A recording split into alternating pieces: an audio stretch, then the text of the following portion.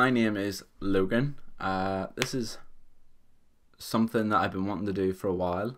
First time finally getting the balls to attempt it, so here we go. For those of you who haven't figured it out already, from wherever this is being posted, it'll probably say in the title, this is a podcast, my first ever video podcast, potentially. I'm using my GoPro that I got recently, got a microphone that my brother lent me, and we're just gonna give it a hearty good try, see what we can do with this. Today I want to tell you a little bit about who I am, and I have a little topic of storytelling for today, so we'll see how that goes. This is probably going to be pretty rough. This is my first time trying a video podcast where I've got to sync up audio and video. I don't really know the ins and outs of it all yet, so I'm just going to give it a good try and see what we can come up with. But before I get into the stories, I want to tell you a little bit about who I am. As I said at the start, my name's Logan. I'm 20 years of age. I used to make a lot of YouTube videos back in the day. I can play a wee clip of one now if you want. Kind of have some news about something that is becoming more relevant in my life. Okay, that sounds really deep. So yeah, the band is picking up steam no, that's not a good phrase. Why did I hit record again? I didn't know what I was gonna say. I got into this like movie thing called The Survivalist through Extras NI. So that's what I used to look like. I deleted all my videos because I just didn't really enjoy it, how I was presenting myself or the videos that I was making. Give it up for a good while, and more recently I've started posting a lot more regularly. I've started making skateboarding compilations of just me and my friends skateboarding. So that's going to be the topic of the stories today. We're going to be talking about my worst falls whilst skateboarding, or worst broken bones, just my worst injuries. So let's go. Okay, injury number one happened when I was a young lad. I think it was about 2015. All of my injuries seem to be roughly in the same area. All of the bones that are broken are in the same area. They're all in my wrist. So the first bone breakage was in my left wrist. It was at a skate park that I used to go to a lot when I was younger in Belfast called T13. You may have heard of it, you may not. Here's the story. I went with a few friends, used to go quite regularly, was not very good at skateboarding, so didn't really know what I was doing half of the time, but I still enjoyed going. I wanted to drop in on the biggest ramp that they had for some reason, but I didn't have any protective gear other than, I think, a helmet. I don't even know if I had a helmet back then, but I wanted to try it anyway. I was there with two friends, Ross and Joshua. Maybe Ross wasn't there, but I'm pretty sure he was. Shout out to those two. So Joshua had wrist guards, elbow pads, knee pads, and he lent me the wrist and elbow pads for my first try dropping in on the big ramp. It was referred to as Big Black because it was a large, steep black ramp. So I put on the wrist guards, got up on my little skateboard that I had back then. God knows what board it was. So I was standing at the top of the ramp with my board, looking down at my inevitable death, and I went for it. Just leaned in, dropped in the way I've been dropping in every other ramp, every small ramp before it. And the first time, it went swimmingly. I went sailing through the skate park, no issues whatsoever. Everyone was all proud of me. Never done it before in my life. And I was like, woo! First try dropping in on Big Black. Let's go again. And that's where the issue happened. The issue with my second attempt at Big Black was Joshua wanted his wrist guards and elbow pads back because he was going to go try something elsewhere and didn't want to injure himself. That's fair game. I know what I'm doing now. I don't need this protective gear. Decided to go back up onto the top of the ramp, acting as cool and as chill as I possibly could. And then it happened. So when I set my board up, began to lean in for the drop in, was rolling down the ramp at whatever speed I was going, felt like miles per hour, but it was probably only wee short speed. I felt my board start to wobble. This is a common problem with people who are skateboarding too fast with trucks that are way too loose. It's called speed wobbles. So because I was going so fast and my board was so wobbly, I could just feel my whole body going out of control, and all of a sudden just slammed onto my wrist. Left wrist was the only thing that hit the ground. besides the rest of my body, but main force of impact was on the wrist, and I just felt this big shooting pain go up my arm and had no idea what had just happened. I was still sort of in shock, wee bit of adrenaline from hitting the ground that fast, thought I could do it, definitely was wrong. So that is when the wrist officially broke, but there's still more to the story, which makes it kind of worse. Not only had I just hit the ground and broken my wrist without knowing, this was my first bone breakage ever, so there was no way of me telling if I had broke my wrist. Like, I just thought it was a really sore arm, and I kind of wanted to go home, but didn't want to ruin the skate day for the rest of my mates. So I decided to just keep skating with the sore wrist. I think there's a very, very old video of me doing some trick while holding my wrist in pain. I'll try and find that wherever it is. But the main concern was I had a broken bone and was not going to get it treated. I was just skating about. If I fell again, it would get worse, or it would just really hurt. I don't know.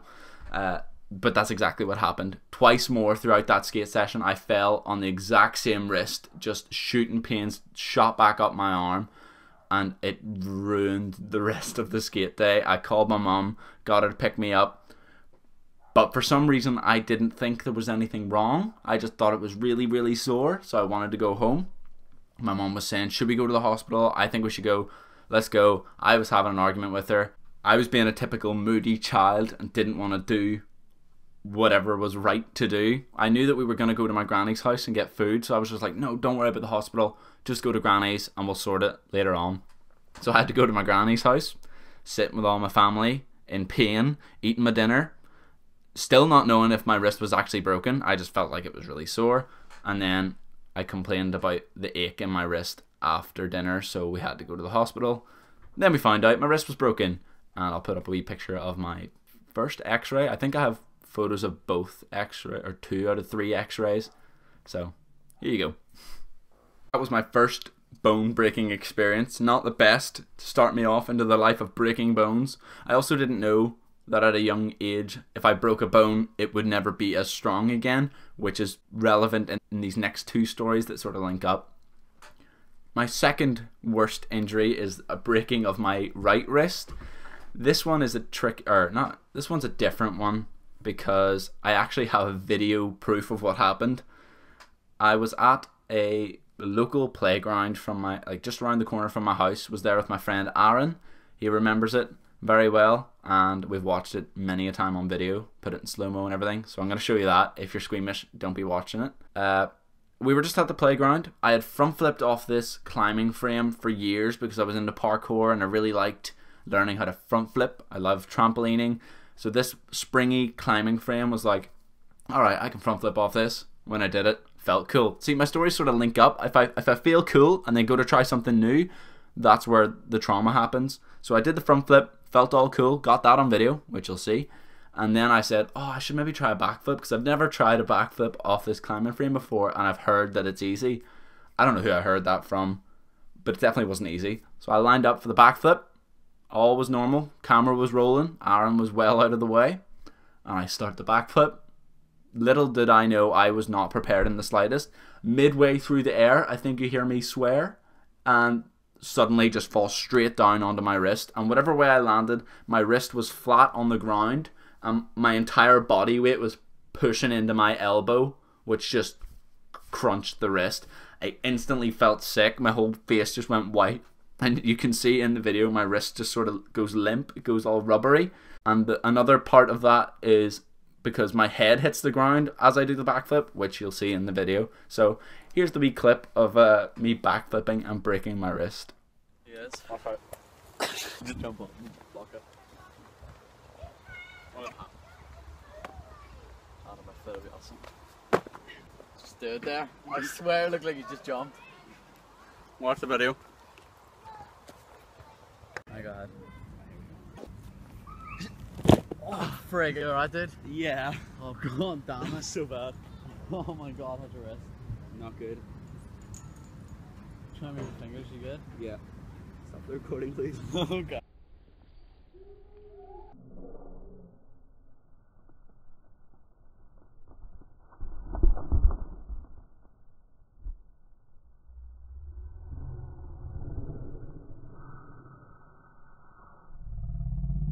Here you go. So I knew, because I've broken my wrist before, I now have that previous knowledge that there's definitely a break in my wrist. I walked out of the park and just sort of sat on the ground with Aaron, and he was like, yo man, are you okay? I was white as a ghost, ready to be sick, and I just said, I need to go home, I need to go home, I need to go to the hospital. And that's when I found out it was broken. I'm not sure which x-ray I have of that, but I'll put up another x-ray picture, because all the breaks kind of look the same.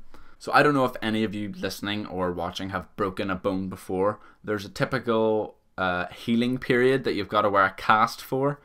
A weird sort of thing with mine is that I had talked about wanting a cast before I ever broke my bones, and then after I said that, I broke my bones. So don't be wishing for a cast, because you don't know what's going to happen. So the typical wait period, I think, correct me if I'm wrong, is 6 weeks.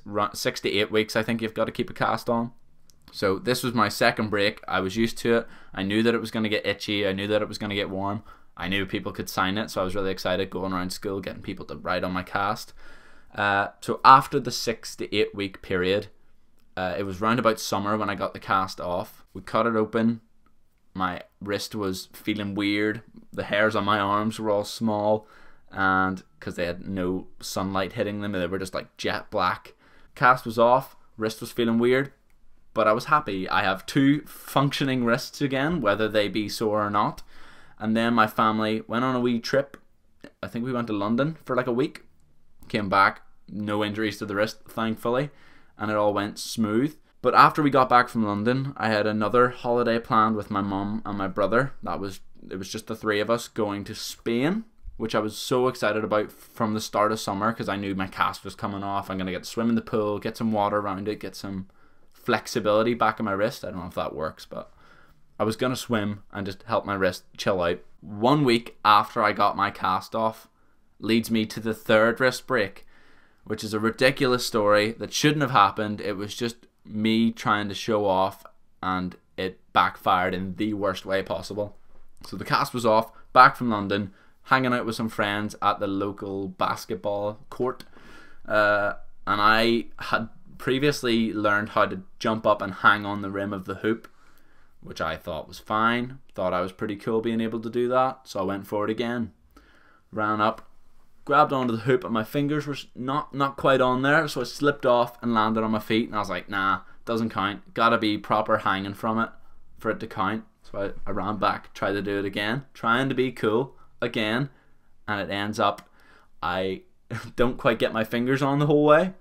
My whole body swings to one side, and the broken wrist that had just been released from this cast after 6 to 8 weeks went straight down to break my fall, and it snapped instantly, and it bent like a spoon shape. Like, it just looked like this weird dip.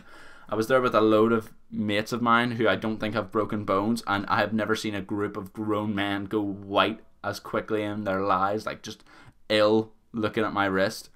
It was really disgusting. I got my family to come pick me up. Around about this time I just got my lips pierced as well, so my granny had come to rescue me and take me to hospital. But she didn't care about the big bend in my wrist. She saw these 2 metal studs in my face and said, "Oh my god, what happened to your face?" Thinking that I had landed on a bit of metal and it had punctured my face as well. And I was like, I got my lips pierced, but my wrist is broken. I want to get out of here. So that's the 3rd breakage story. This wrist caused a wee bit more difficulty because it had already been broken and within such a short time period.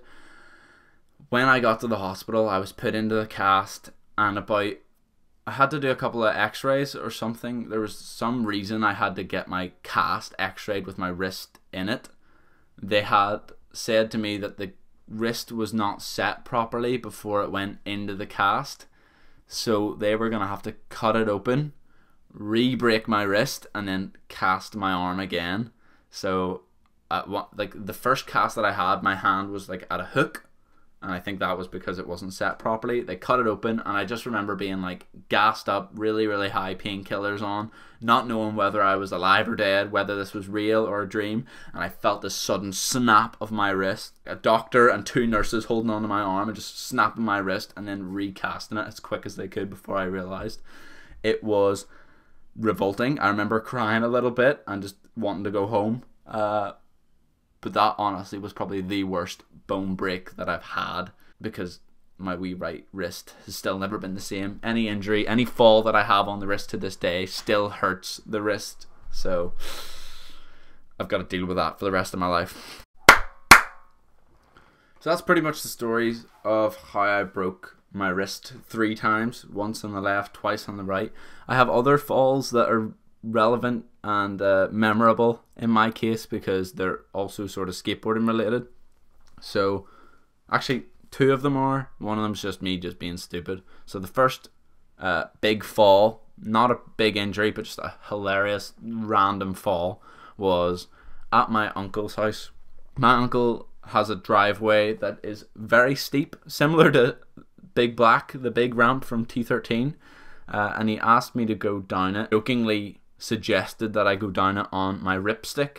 For anyone who doesn't know what a Ripstick is, it's a 2-wheel skateboard, and if you picture a little bit of like plastic for your feet to stand on with a bar in the middle and 2 Tesco trolley wheels underneath, that's how stable this invention is. And I was going to go down this big steep hill on this 2-wheel device with no brakes. The only way to get off it is to jump off it. That's how you slow down. That's how you get off the Ripstick. So I thought it was a great idea. Why not? He lives on quite a small street, so the road's not very wide. It's probably 2 cars widths apart. There's no real parking or anything, so that's literally the size of the street, and then you're at the other side of the curb. So I worked my way up to the top of the driveway, got myself on the Ripstick, aimed down my sights, and just launched off for it. I didn't expect what was to come. I had no idea how I was going to stop. I had no idea what I was expecting to get out of it. But I launched down the ramp, down the driveway, and on our side of the curb, before the road and before the other side of the curb, for some reason, the board just stopped. I don't know if it hit a stone, I don't know if it hit a crack, don't know if it went down a grating. It stopped, and I blacked out. I didn't black out, but I couldn't remember what happened to me. But when I opened my eyes again, I had cleared the entire 2 cars width of road and landed on the other curb, just in a mess of pain, skinned hands and like bleeding elbows, and my uncle and my cousins were just like, what do we do? Like, what? I just got up. For some reason I was not seriously injured, just a wee bit shocked, a wee bit sore, but I found it really funny. So it's another story of mine, a story of mine to add to my worst injuries. So these injuries aren't in chronological order because some of them are more interesting than others. This is a more recent injury of mine, and it's to do with a piercing that I have.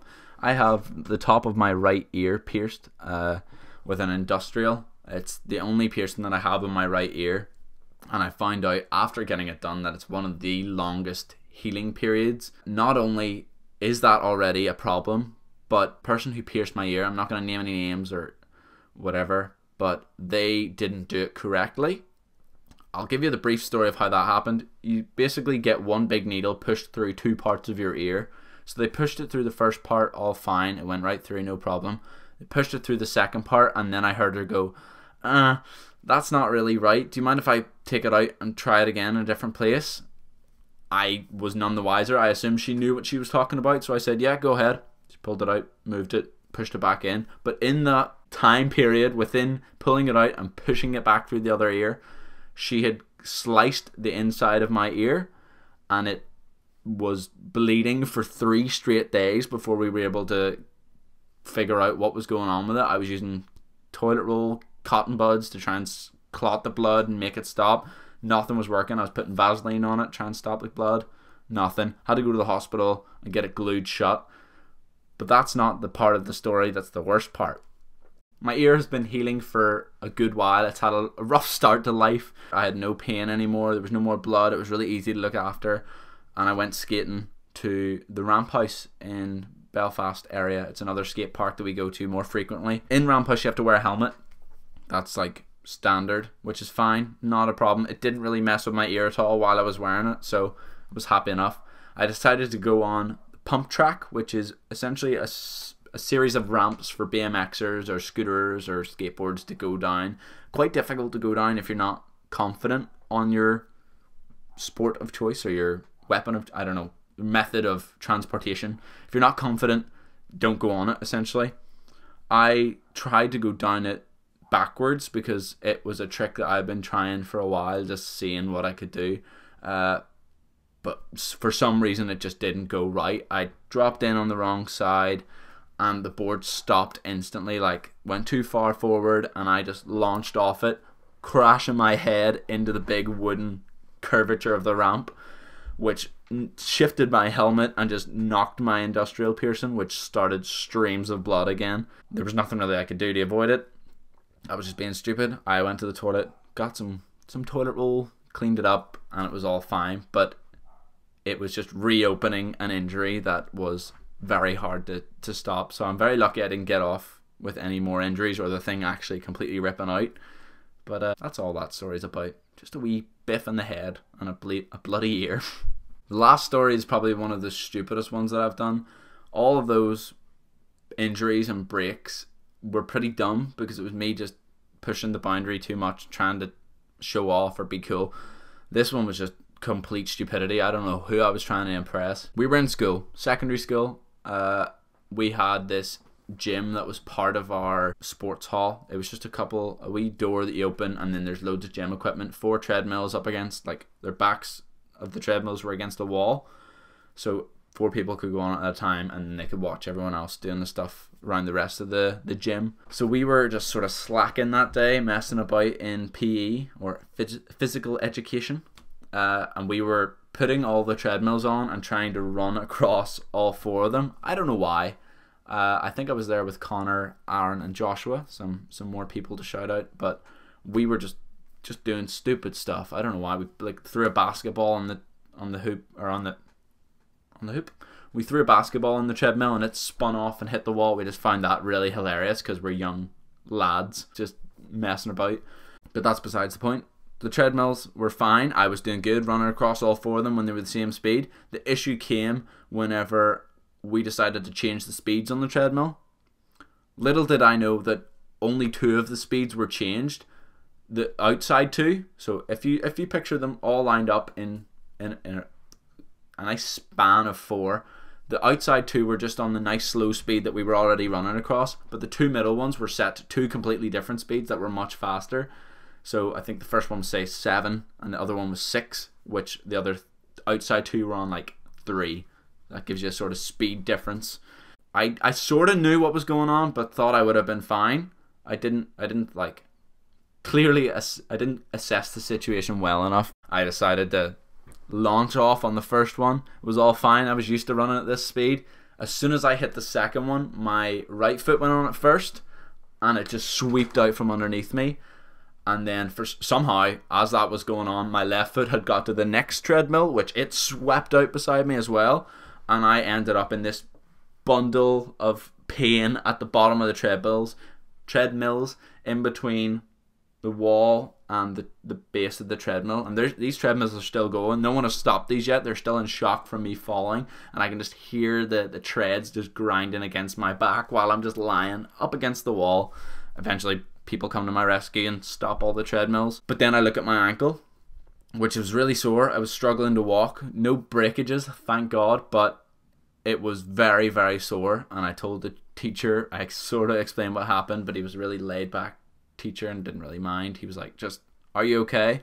And we unrolled my PE sock. We had these big massive blue socks, and when I rolled it down, my ankle looked like someone had just cut my skin open and put a golf ball inside. It was so swollen, and I had to go to the hospital like straight away. My mum came down. It's a big shout out to my mum because I had a 7-foot tall teacher standing beside me when I had hurt my ankle, but my mum came in and just picked me up over her shoulder, this like tall 15-16-year-old boy, and she just lugged me over her shoulder like Santa carrying a sack of presents and just walked me out to the car and threw me in the car and drove me straight to the hospital. It was probably one of the grossest looking injuries that I've had, other than the bent wrist. You can see, I'm going to put up a wee photo here of my ankle while I was in the hospital. It was purple, pink, swollen, gross.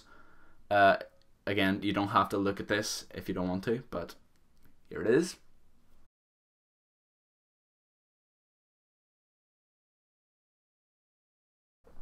So that's basically the majority of my worst injuries. There's probably so many more skateboarding related injuries or just normal everyday stupid injuries that I've had, but they're not as memorable as the ones that I've sort of went through today. That's kind of it. That's the end of the podcast, I guess. It's my first time doing it, as I said at the start, so there may be more, there may not be. We'll see how it goes. I kind of enjoyed doing this today, so I've got plenty of other stuff to talk about. I've been brainstorming ideas for a while. Thank you very much for watching or listening, wherever this ends up going. I'll let you know when my next one is. Peace out.